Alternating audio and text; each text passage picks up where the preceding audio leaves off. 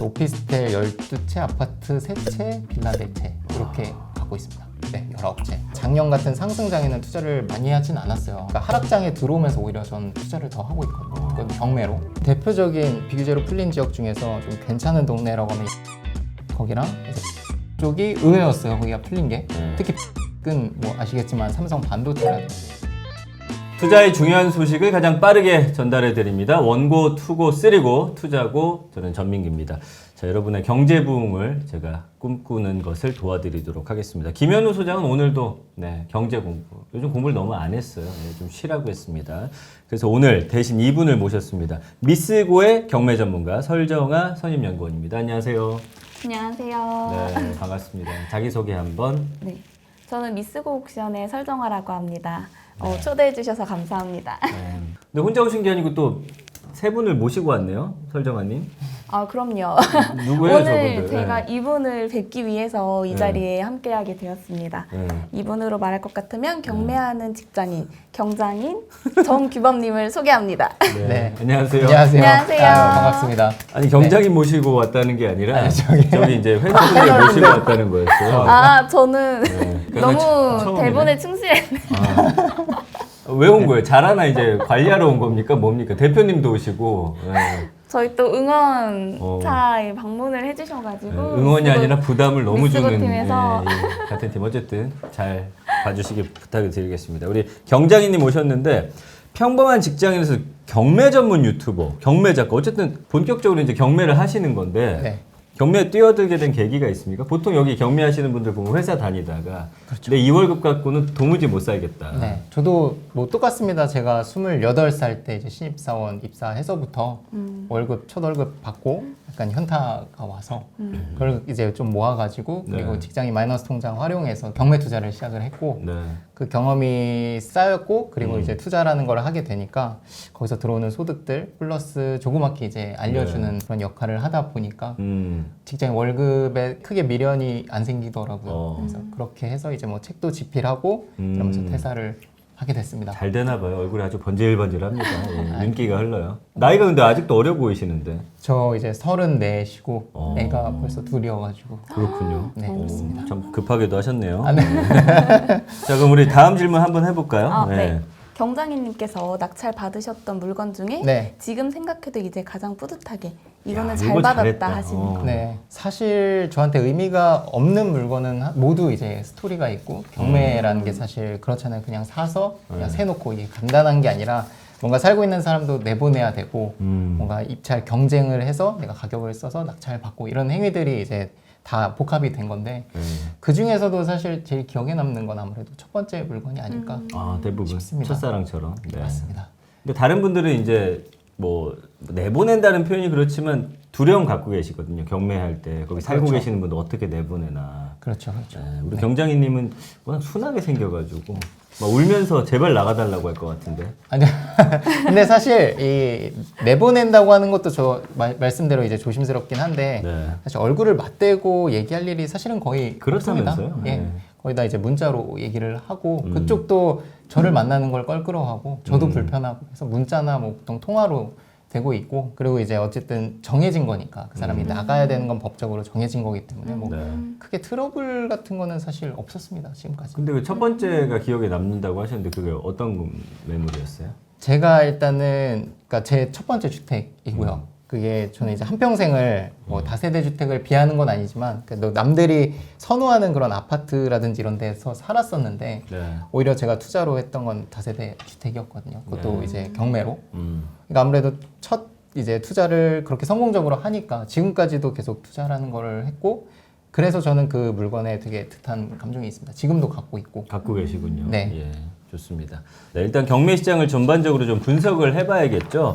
먼저 시작은 재밌게 한번 해보죠. 지금 부동산 시장을 좀 설명해 주신다면 많이 지금 얼어붙어 있나요? 어때요? 거래가 거의 안 되죠. 안 되죠. 그래서 저도 수강생 저한테 배우시는 분들한테 얘기하는 게 꼭 오시는 분들 중에 단타 매도를 자기는 꼭 하고 싶다. 지금 팔아야겠다.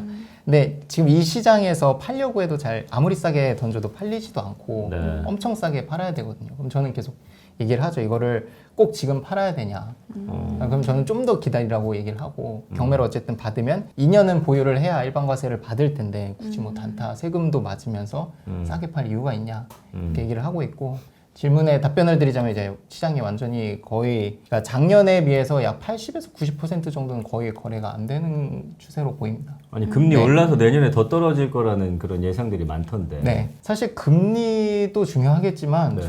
제가 생각했을 때 이런 침체된 시장에서 분위기를 바꿔주는 건 결국 투자자들, 다주택자라고 생각을 하거든요. 그러려면 이제 취득세 부분 그리고 저기 대출 규제에서 이제 DSR 규제 이게 좀 풀려야지 거래량이 좀 살아날 거라고 보는데 이거는 네. 이제 정부의 판단 하에 이제 언젠가는 뭐 풀어주겠지만 뭐 언제 풀어줄지 모르는 거니까요. 그렇죠. 뭐 그걸 예상할 수는 없겠죠. 그렇죠. 네, 알겠습니다. 네. 자, 우리 설 연구위원님 다음 질문 한번 가볼까요? 네. 날카롭게 찔러야 됩니다. 아주 날카롭게 네. 한번 찔러보겠습니다. 정부가 부동산 시장 활성화를 위해서 일부 수도권과 세종을 제외한 비수도권 지방의 조정 대상 지역을 해제한 지 이제 한 달이 네. 지났는데 이 상황에 대해서는 어떻게 보시는지. 어때요 지금 거래 이게 좀 네, 아무래도 이렇게 되면 거래가 더 많이 돼야 되잖아요. 그렇죠. 음. 근데 일단은 수도권 쪽은 아직도 여전히 규제 지역이라 거래량이 뭐 크게 달라지진 않은 것 같고 확실히 저는 이제 경매, 그러니까 일반 시장보다는 저는 경매를 주로 보기 때문에 네. 이제 비규제로 풀린 대표적인 비규제로 풀린 지역 중에서 좀 괜찮은 동네라고 하면 양주시. 양주시요? 네, 그쪽에 이제 GTX 신호선 종점이 들어가거든요. 네. 거기랑 이제 평택 네. 쪽이 의외였어요. 거기가 풀린 게. 네. 특히 평택은 뭐 아시겠지만 삼성 반도체라든지 고덕신도시도 들어가 있고 네. 거기가 이제 비규제로 되면서 확실히 입찰 경쟁이 엄청나게 올라가기는 했습니다. 아, 그리고 그래요? 그게 결국 이제 일반 시장까지도 영향이 갈 거라고 봅니다. 네. 네. 경매 가격도 조금 올랐다고 봐야 됩니까? 그 아무래도 경쟁이 많아지다 보면 자연스럽게 낙찰되는 금액은 높아지게 되거든요. 왜냐면 거기서 한두 명이라도 높게 쓰면은 그 가격이 낙찰이 되는 거니까. 그래서 계속 올라가고 있습니다. 제가 지난주에도 저희 수강생이 한 3분 정도 평택에 아파트 입찰을 했는데 네. 확실히 규제였을 때보다 비규제였을 때 대출이 나오니까 그러니까 실거주를 안 해도 대출이 나오니까 경쟁이 확실히 많이 올라가더라고요. 그 몇 평이 한 얼마대 거래가 돼요? 평택 쪽은? 그러니까 연식이라든지 뭐 위치에 다 따라 다르니까? 왜냐면 또 평택도 뭐 고덕신도시도 있지만 아래쪽에 네네. 이제 구도심도 있고 저희가 봤던 거는 2억 그러니까 소액 투자자였기 때문에 2억 이하의 이제 아파트였고 그 면적은 전용 18평. 네. 알겠습니다. 네. 어쨌든 이 그 조정 대상 지역 해제된 쪽으로는 좀 활발하게 경매가 이루어지고 있다. 가격도 조금 올라가고 있다는 말씀입니다. 그렇습니다. 그럼 지금 신협에 이어서 농협과 축협도 보니까 부동산 관련 신규 대출 중단한다라는 기사가 나왔더라고요. 네. 이렇게 되면 경매 시장은 또 반대로 생각해 보면 돈을 안 빌려주니까 그렇죠. 가격이 좀 떨어지려나? 아니면 어떻게 되려나? 어떤 영향을 확실히 미치나요? 그게 가격이 그냥 떨어진다기보다 또 마찬가지예요. 입찰 경쟁이 또 낮아질 수는 있겠죠. 대출이 네. 좀 안 나오니까 그렇죠. 대출 나올 수 있는 분만 또 들어올 수 있겠죠. 네네. 또는 이제 그냥 현금으로 갖고 계신 분, 뭐 많지는 않겠지만, 네. 그러니까 이제 경쟁률이 줄어들면서 좀 낮아질 여지는 있지만 결국 경매를 하시는 분들은 뭐 신협, 농협에서도 대출을 많이 받지만 뭐 새마을금고, 금융사들이 굉장히 많거든요. 아, 다른데 알아보라 이거죠. 네, 네. 결국은 자기 조건에 맞는 걸 받는 거지 주거래 은행처럼 뭐 신협, 농협만 받아야 된다 이런 투자자들은 없으니까 네. 결국은 되는 쪽으로 몰릴 거다. 그랬을 때 아니, 나온다면 이 이야기 지난번에도 했는데 네. 은행이 있잖아요. 같은 네. 은행인데도 대리점마다 달라. 네, 맞아요. 지점마다 맞아요. 다르고. 네. 왜 그렇게 해놓은 거예요, 진짜? 그게 지점장의 이제 주관적인 어. 그 판단이 들어갈 수 있거든요. 네. 자체적으로. 그래서 그런 영향이 있습니다. 잘 알아보시면 네. 빌려준 데가 있답니다. 예. 그래서 은행 중에서도 같은 신협이어도 경매 물건을 보면 되게 똑같은 그 지점 네. 그 대출이 진짜 많은 데가 있어요. 예를 들면 저기 인천의 송림이라는 지점이 있거든요. 네. 제가 지난달에 거기서 경매를 낙찰받고 거기서 대출을 받았는데 제가 지난주에 받은 물건의 근저당이 거기 은행에 또 있더라고요. 그러니까 이게 단순히 우연은 아니고 해주는 데는 계속 해주고 안 되는 데는 그냥 안 해주는 거죠. 저도 이제 몰리는 마곡 들어갈 때 돈을 빌렸을 거 아니에요, 저희 집에. 예, 그 바로 마곡 옆에 지점이 있어요. 네, 근데 여기서 안 해주고 인천에서 오셔가지고 한 번에 와가지고 다 가져가셨었거든요. 그러니까 그때도. 예, 조건이 결국 조건이 중요한 거지 뭐 옆에 있고 이런 거는 크게 의미는 없을 수 잘 있습니다. 맞춰보시기 네. 바랍니다. 은행에 직접 방문해서 상담을 받으시는 건가요? 아니면 대출 전문 상담사를 이제 네. 끼고서 이렇게 하시는 건가요? 저는 이제 방문을 하진 않고 네. 왜냐면 그 시간에 차라리 뭐 투자 물건을 더 보는 게 나으니까 대출 상담사님 몇 분을 끼고 있으면 그분이 갖고 있는 상품을 한꺼번에 의뢰를 할 수 있거든요. 아, 예를 들면 대출 상담사님 세 분이 10개씩 가지고 있다 하면 저는 네. 세 분한테 하지만 30개를 의뢰 받는 거죠. 그래서 그게 훨씬 더 효율적이긴 하더라고요. 특히 이제 경매 대출은 좀 이제 대부분 은행이 취급을 안 하니까 취급하는 은행들만 갖고 계시니까 훨씬 더 효율성이 나오더라고요. 좋습니다. 네. 다음 질문 한번 들어가 볼까요? 네. 요즘 이제 매매가 어렵다 보니까 수익형 네. 부동산에 대한 관심이 더 이제 높아지는 것 같아요. 그래서 이제 오피스텔에 투자를 많이 하시고 경매로도 물건이 이제 자주 보이는 것 같은데 네. 이 부분에 대해서는 또 어떻게 생각하시는지. 사실 오피스텔에 몰리는 게 맞습니다. 왜냐하면 지금 규제 지역에서 다주택자들이 대출받을 수 있는 건 그러니까 주거 중에서는 오피스텔밖에 없고 아니면 아예 업무인 뭐 상가, 공장 이런 걸로 가야 되거든요. 네. 그런데 이제 주거 형태를 띈 게 오피스텔밖에 없으니까 그리고 주거용이라는 거는 임차를 맞추기가 어렵진 않잖아요. 아무래도 그쵸. 상가보다는. 네. 그래서 그런 부분에서 이제 다주택자들이 많이 몰리고 있고 사실 오피스텔이 맞아요. 그 거래가 아파트에 비하면 덜 되는 게 맞는데 나중에 이제 시간 되실 때 국토부 실거래 1년치 엑셀로 받는 그게 제공을 하거든요. 국토부에서 받아보면 거래가 안 되는 건 아니에요. 거래가 다 되고 있습니다. 근데 이제 우리가 흔히 그냥 매스컴이라든지 아니면 주변에서 얘기하는 거 오피스텔 거래 안 된다, 다세대 주택 거래 안 된다 이렇게 얘기를 하니까 통상적으로 그렇게 아는 거지 우리가 실제로 알아본 적은 없단 말이죠. 그렇게 말하는 분. 저는 이제 시장에 개입이 돼 있으니까 보면 거래가 다 됩니다. 방법이 있고. 제가 이제 서울 온 지 거의 20년 다 되겠는데 그때 이제 처음 오피스텔에 살았었어요. 네. 거기 이제 부동산 하시는 분이 네. 자 여기에 2천만 원만 더하면 사실 수 있습니다. 전세. 우리도 알아봤지. 네. 오피스텔 거래가 안 된다는 네. 거예요. 20년 전에도 네. 계속 올라가. 맞아요. 거래가 안 되는데 어떻게 올라가냐고 가격이. 그러니까 다세대 주택이랑 오피스텔의 특징이라고 하면 전세랑 매매에 이제 차이가 얼마 안 되니까 투자금이 적게 들어간다는 거예요. 그래서 이제 그렇게 이제 거래가 보통 일어나고 막 공실 상태에서 뭐 대출 받아가지고 거래하는 건 많진 않아요. 그래서 말씀하신 뭐 전세 낀 세입자가 1억 8천에 살고 있고 매매가 2억이다 네. 하면은 매입하는 사람이 2천만 원만 준비를 하시면 되거든요. 네. 그렇게 이제 보통 갭 투자라고 하죠. 그렇게 거래가 이루어집니다. 아니 근데 최근에 보니까 음마 아파트가 경매 시장에 나왔더라고요. 아, 예. 한참 이슈가 됐었죠. 아니 이게 우리가 음마 아파트 하면 이제 대표적으로 네. 재개발 기다리면서 맞죠. 엄청 이슈가 많이 됐던 데인데 이게 왜 나왔는가? 그 경장이 보는 음마 아파트 경매 어떻게 보세요? 일단은 뭐 상징성이 있죠. 그리고 지금 뭐 하락기여서 그게 나온 게 아니라 간혹가다 뭐 강남의 아파트도 뭐 이게 물건에 문제가 있어서 나온 게 아니라 그 사람의 채무 이런 게 문제가 돼서 경매 뭐 공매로 나오는 거잖아요. 예. 그래서 뭐 음마 아파트가 나왔다라기보다는 이게 얼마에 되느냐가 중요한 거겠죠. 그렇죠. 근데 이제 작년 같은 경우에는 보통 유찰 그러니까 가격이 떨어지기도 전에 입찰을 막 했을 텐데 지금은 아무래도 하락장이고 네.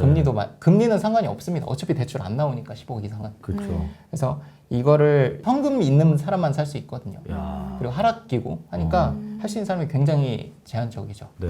왜냐하면 일반 시장이었으면 뭐 전세 끼고라도 살 수 있는데 그쵸. 이거는 경매는 사실 전세 끼고 투자가 안 되고 법원에 대금 납부를 해야 되는데 대출이 안 나오면 현금밖에 없습니다. 이건 뭐 이슈가 돼도 우리랑 상관없습니다, 여러분. 네. 15억을 현금으로 갖고 있어야 된다. 참 쉬운 일이 아니네요. 예, 어쨌든 이게 상징하는 바가 있기 때문에 그렇죠. 예, 저희가 한번 이야기를 나눠봤습니다. 네. 그 경매 지금도 활발하게 하고 계실 텐데 네. 지금 한 몇 채 정도? 제가 이제 오기 전에 세보니까 네. 제가 오피스텔, 그러니까 총 이제 19채고 19채. 와. 그 중에 다 조그만 것들이어가지고 예. 뭐 제가 뭐 음마 아파트 이런 걸 20채 갖고 있진 않고 다 뭐 2억, 뭐 3억, 비싼 거 뭐 10억도 있지만 그래서 오피스텔 12채, 아파트 3채, 빌라 4채 이렇게 갖고 있습니다. 맞죠 그러면? 네, 19채.